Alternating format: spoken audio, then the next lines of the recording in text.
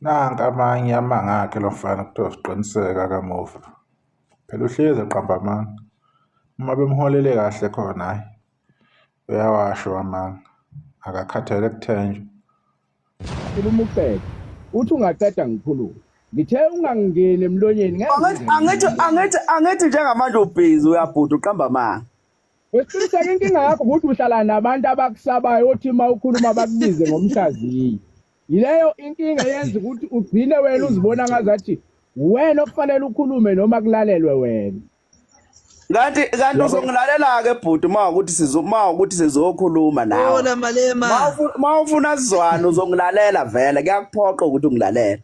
Ngisho kuthiwa mfana kithi udume ngane kuphi kanjani uzongilalela phela. Ngoba njengoba nje mana chakide. Uma uzongena la uthi asikhulume ufuna ukuzongichallenge ngezinto ezithize. Ma kukhona ubhimba khona ngizosho ukuthi bangithi mina sengifuna ukukhumbuza ukuthi izolo ngitheni. Uzongilalela phela. Awuna choice.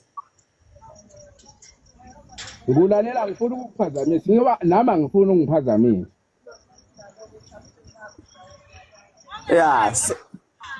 So izolo leyo nto leyo ingene ekutheleni kungene lento yokuthi uKhuzani wayethe umthandeni oqhatha ushwi nomuntu ekhaya. Lokho wakufaka engomeni yakhe kuyaziwa. Uyo wakushoyo lokho. Kanti the same Khuzani waye kade futhi ephahlukile. Kwamanye ama-podcast mawubheka lapha ku-YouTube uzoyithola. Ikhona even nala ku-TikTok yavuka lo ndaba. Ukuthi uMatshitshi wayezesha ethi uMatshitshi waqhathwa yimina noSibanibani. Waze washo ukuthi lokho wakwenza kanjani for ukuthi umthandeni aqhatheke noMatshitshi. uMatshitshi ongowakubo wabongani Manyathi abasebenzisanayo. Vele njengoba nje umthandeni ubemanage uMatshitshi. Kuyefana nokuthi ubemanage nawe uyena lokhu uzobongani Manyathi because bebaphethe bonke noshwi. Yingakho even nasemcimbini wase-Ellis Park lo wawulapha e-arena babe operator bonke leyo nto leyo bendawonye sebuya futhi kuze kuqhamuka lengoma lethi wesomnyama wawudubula bani. Kwakuwumcimbi kaShwi nomuntu ekhala lapho kuphethwe nomthandeni because bebephethwe umuntu oyi-1. Emva kwakuxabana kwaMatshitshi nomthandeni nalabo futhi uShwi nomuntu ekhala babe sebexabene. Umuntu owaphumela obala wathi khona abaxovile akwazile ukungena phakathi kwabo wabaxova. Uyena uKhuzani waphumela obala wathi umxovile umthandeni noMatshitshi.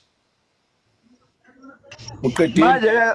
Manje ke kulokho ebengikukhuluma kwamanga kanjani ngoba phela lonto ungangena isho ku-YouTube uyithola. Yayikhulunywa uyena ngomlomo wakhe. Engekho emkhombe ngesibhamu. Eyikhulumela. Uqedile. Ngiqedile. Sengingaphawula. Sengingaphawula.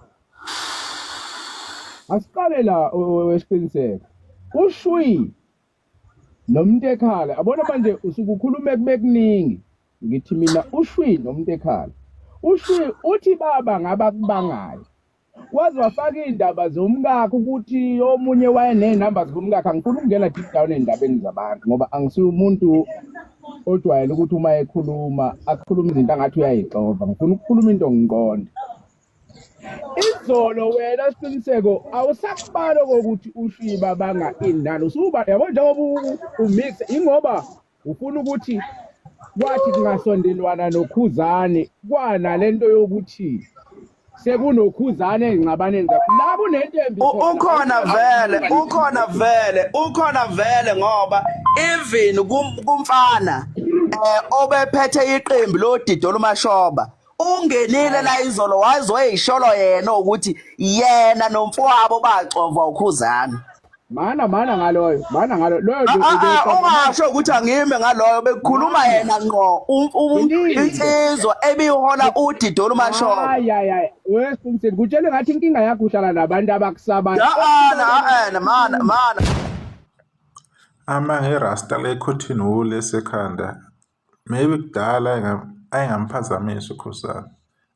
Kodwa manje akhohlwana bafana. Akusenalutho. Into abayenza uqiniseka ayofuna umsebenzi. Enze something empilo yakhe. Le ayizamayo ayimsebenzeli. nalento leyo ukuthi wayekade eshayela indishi ebona iyinyanga ishaya indishi kuze kuvotele uMthandeni yena ngeke izimsebenzele loo nto leyo. Wathi uyaphuma la nakho manje uzokhamisa la uzokhuluma izinto ezingekho. So lokhu thina sikhona silazi iqiniso silokhu siliveza nje. Lo mfana wajela ukuthi mayingena ku-live yakhe akhuluma udoti, akhuluma okunye, akhuluma amasimba, akhuluma ukakawodwa. Manje sebembonile abantu, maybe kudala mhlawumbe kudala bamncoma kakhulu bethi hayi uyayimela into yakhe akahlehli.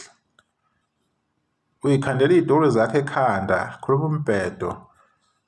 Yena nje umuntu oyihero oyingelosi u-SK, alikho nje icala ku-SK. Ayikho into wrong akayenza emhlabeni, konke nje ku-perfect. Hhayi akusenani kodwa, hhayi ngoba sesikhulumile sawenza amavidiyo amaningi phambilini sesizokwehlela ngezansi. Kodwa nje ngiyajabula uma kunezinsizwa ezomphikisa zimphikisela amanga alokho waphimisela, ngoba amanga angaphikisa agcina abe yiqiniso. Niyibambe njalo nje bafethu nikwazi ukungena ko-live nimtshele lokho nimtshela khona, ngoba into ayenzayo uvela akhulume phezu kwakho mawuthi uyakhuluma futhi egcine yena because usuyifuna ukuphusha le propaganda esuke nayo. So lamasimba nje umfana nje niwazi ukuthi imali aseyidla mahhala, lento acanthaza yenza ukuthi azokuyisa uKhuzani akisasebenza.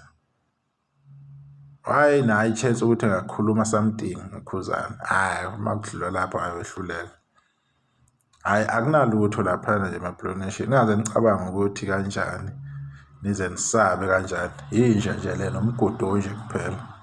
Ningaqhubekani nje nisaphote iqhawe, dlala umculo walo, nenze konke okuhle egameni lalo. Lenja nje ningaze ninike ne-chance yokuthi mhlawumbe nize niyinake.